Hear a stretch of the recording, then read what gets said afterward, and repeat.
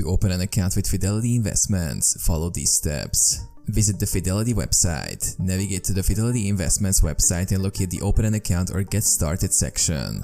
Choose the account type.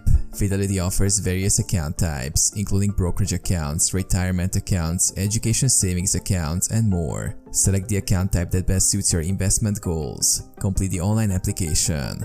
Fill out the online application form with your personal information, including name, address, social security number, employment details, and financial information. Select funding method. Choose how you'll fund your account, whether through an electronic transfer from your bank account, a rollover from an existing retirement account, or another method.